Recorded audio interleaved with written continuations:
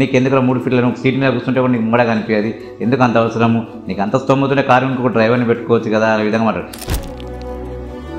నా పేరు జీ శివలాల్ అండి. నేను పుట్టి పెరిగింది ఉమ్మడి కరీంనగర్ జిల్లా. మా ఫ్యామిలీ నిరుపేద కుటుంబం, బీడీ కార్మికులు అండి. మేము 3 అన్నదమ్ములము. 2004లో డిగ్రీ అయింది, డిగ్రీ బీకామ్ అండి. కార్ డ్రైవ్ నేర్చుకోవడానికి ముఖ్య కారణము నేను ఎక్కడికి వెళ్ళాలనుకున్నా కానీ ఓలా కానీ యూబర్ కానీ ఇలా ప్రైవేట్ క్యాబ్స్ వెళ్తున్నప్పుడు చాలా మంది నన్ను అవహేళన చేసి మాట్లాడేవాళ్ళు. ఇక్కడ హైదరాబాద్లో ఎక్కువ హిందీలో మాట్లాడతారు కాబట్టి నేను ఫ్యామిలీతో షాపింగ్కి వెళ్ళినప్పుడు కూడా కూర్చున్న తర్వాత వల్గర్ కామెంట్ చేయడం, అరే ఈయనకి ఇట్లాంటి భార్య ఉన్నాడు అని. ఇంక ఏదో ఒకటి చేయాలనే ఉద్దేశంతో నేను చాలా స్టడీ చేసి ఇంటర్నెట్ ద్వారా ఒక అతనికి లెగ్స్ లేవు, తనే కార్ డ్రైవ్ చేస్తున్నప్పుడు నాకు కాళ్ళు చేతులు అన్నీ మంచిగా నేను ఎందుకు చేయకూడదు అనే ఉద్దేశంతో ఇక్కడ డ్రైవింగ్ స్కూల్ వాళ్ళు ఎలా ఉన్నారంటే మనకైతే ఎవరైతే వాళ్ళ కార్లో డ్రైవ్ నేర్పిస్తారో వాళ్ళ పక్కన వాళ్ళ కంట్రోలింగ్ ఉంటుంది. నా కారు వాళ్ళకి రాదు, వాళ్ళ కారు నాకు రాదు. నేను మోడిఫికేషన్ చేసుకుని కార్ డ్రైవింగ్ నేర్చుకున్నాను. డ్రైవింగ్ లైసెన్స్ పోయినప్పుడు ఆర్టీఓ కూడా చాలా లర్నింగ్ లైసెన్స్ అప్పుడు కూడా నాకు టెస్ట్ పెడతారు. జనగా లర్నింగ్ లైసెన్స్ టెస్ట్ పెట్టారు. టెస్ట్ పెడితే పర్మనెంట్ లైసెన్స్ పర్మనెంట్ లైసెన్స్ ఇవ్వాలి అన్న, పర్మనెంట్ కావాలి అన్న. కావాలంటే వాళ్ళు ఒక జీవో కాపీ చూపించి దీంట్లో లేదు అన్నారు. నేను దాని గురించి ఛాలెంజ్ చేసి కోర్టుకు వెళ్ళి స్టే ఆర్డర్ ద్వారా నేను డ్రైవింగ్ లైసెన్స్ పొందాను. డ్రైవింగ్ లైసెన్స్ పొందినప్పుడు ఫస్ట్ నేను ఓన్లీ ఉమ్మడి రాష్ట్రంలో